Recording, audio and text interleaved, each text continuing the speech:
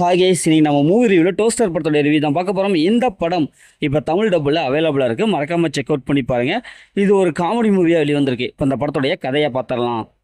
படத்துடைய ஹீரோ அவங்க தெரிஞ்சவங்களுக்கு கல்யாணம், சொந்தக்காரங்களுக்கு கல்யாணம். உடனே அந்த கல்யாணத்துக்கு போகணும், ஃபேமிலியோடு போகிறாரு. ஒரு கிஃப்ட் ஒன்று வாங்குவார், டோஸ்டர், ரொட்டி சுடுற அந்த மிஷின் டோஸ்டர், அது வாங்குவார்.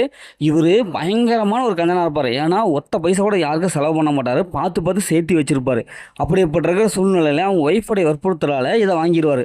உடனே கிஃப்ட்டு கொண்டு போய் கல்யாணத்தில் வச்சுருவாங்க. அதுக்கப்புறம் கல்யாணம் நல்லபடியாக போயிட்டுருக்கோம். திடீர்னு பார்த்தா கல்யாணம் ஒரு சம்பவத்தால் நின்றும். உடனே நம்ம ஹீரோ என் கிஃப்ட்டை கொடுங்க அப்படின்னு சொல்லிட்டு கிஃப்ட்டை தேடி போவார். ஆனால் அந்த கிஃப்ட்டு ஏற்கனவே வேறொரு இடத்துல இருக்கும். இப்போ இறுதியில் ஹீரோ தன்னுடைய கிஃப்ட்டை வந்து கைப்பற்றினாரா இல்லையா, இறுதியில் ஹீரோட லைஃப் என்னவோ மாறுச்சு அப்படிங்கிறதா இந்த படத்துடைய கதை. இந்த படத்துடைய பாசிட்டிவ் பார்த்தாவே இதை நடிச்சு எல்லாமே சூப்பராக பர்ஃபார்ம் பண்ணியிருக்காங்க. காமெடி நல்லா ஓரளவுக்கு எடுபட்டுருக்கு. ஹீரோடைய கேரக்டர் நல்லாவே இருக்குது. ஃபர்ஸ்ட் ஆஃப் வந்து கடைசி வரைக்கும் காமெடி சீன்ஸ்லாம் நிறைய வச்சிருக்காங்க. இந்த படத்தில் நடிச்ச எல்லாமே சூப்பராக பர்ஃபார்ம் பண்ணியிருக்காங்க. குறிப்பாக ஹீரோடைய பர்ஃபார்மன்ஸ் நல்லாவே இருக்குது. ஹீரோனுடைய கெமிஸ்ட்ரி நல்லா ஒர்க் அவுட் ஆயிருக்கு. அவங்களுடைய ஃபேமிலி கஞ்சனாக இருக்கிறது, வடிகட்டின கஞ்சனாக இருக்கிறது, இப்படி எல்லாமே நல்லாவே கொண்டு இருக்காங்க. படத்துடைய பிஜிஎம் பொறுத்தவரைக்கும் நல்லாவே இருக்குது. அதே மாதிரி சினிமோட்டோகிராஃபி படத்துக்கு என்ன தேவையோ அதை கொடுத்துருக்காங்க. இந்த படத்தில் ஓரளவு கனெக்ட் ஆகுது. ஏன்னா இது மாதிரிலாம் கஞ்சனா இருக்கக்கூடாது, எப்பவுமே வாழ்க்கையில் இப்படி இருந்ததுன்னா உங்களோட லைஃப் இப்படி தான் இருக்கும் அப்படிங்கிற ஒரு மெசேஜ் நல்லபடியாக கொடுத்துருக்காங்க. இந்த படத்துடைய மைனஸ்னு பார்த்தாவே கதை தாங்க. ஏன்னா பார்த்து பழக்கப்பட்ட அதே கதை தான்.